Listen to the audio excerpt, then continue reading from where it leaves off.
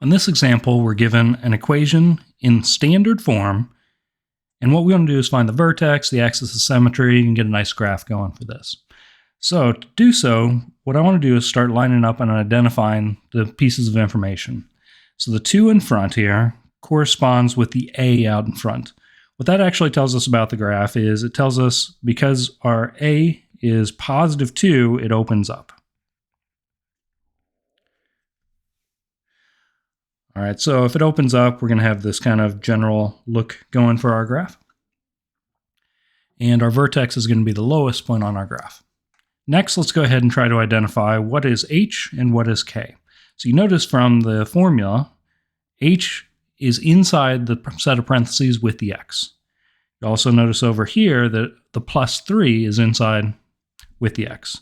But in our case, we have to be a little bit careful that it's x minus some value for h. So x minus a negative 3 would make that positive 3 that was given to us.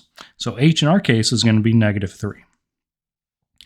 Now the k, as you'll notice from our formula, is a value that's either added or subtracted from the entire function. In our case, we don't see any value out here, but we could always put a plus 0 out there and it would mean the same thing. So in our case, k is going to correspond with 0. So negative 3, 0. It's going to be the lowest point on our graph. That's where the vertex is. The axis of symmetry shouldn't be too bad to find because it's going to be this vertical line that cuts right through the vertex. All right, vertical lines always have the equation x equals some number because they all have the same x value for every point on that vertical line. And they go right through the vertex, so it's going to be x equals the x value from the vertex, negative 3 in our case. Now, we have one point on our graph, the lowest point, but we'd like an additional point. Usually what I like to do is go and find the y-intercept. Okay, the y-intercept always occurs when our x value is 0. So let's try evaluating this function at 0. So we have 2 times 0 plus 3 quantity squared. I'm leaving off the plus 0 at the end. So that's going to be 2 times 3 squared. Remember that we're going to work our exponent next. We're going to get 2 times 9, which works out to be 18. All right, so our y-intercept is going to be 0, 18.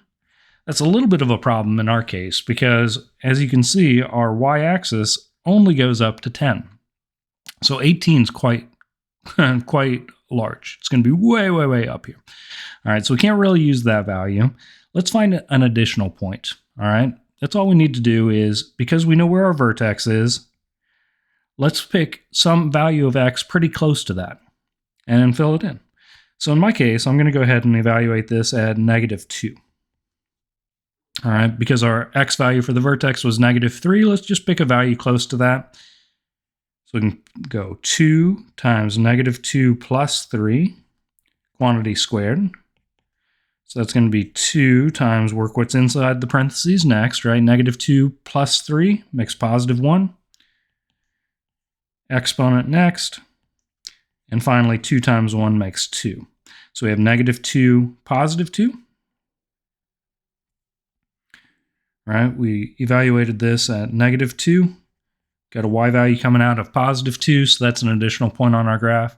Now, if you're using an online homework system, usually what you want to do is just click the tool that looks like a parabola, and then click on the bottom point, the vertex in our case, and that additional point, and it'll draw it all in. Now, if you're doing this by hand, maybe you want to get a few additional points. We may plug in negative 1, see what that gets us out, make a t-chart, that sort of idea. I also know that because we have an axis of symmetry going on here, we get a mirror image point over on the left-hand side. Because negative 2, 2 is 1 unit from the axis of symmetry. If we mirror that to the other side, make it symmetrical, we're going to get 1 point on that side as well. All right, let's go ahead and draw this in. We knew we were going all the way up here to 18 before we got to the y-axis. And mine's not a perfect graph here. This is where the homework systems doing this online give a very pretty graph that are going to get you a nice parabola going. So I hope this helps out as you're working on trying to graph these quadratic equations in standard form.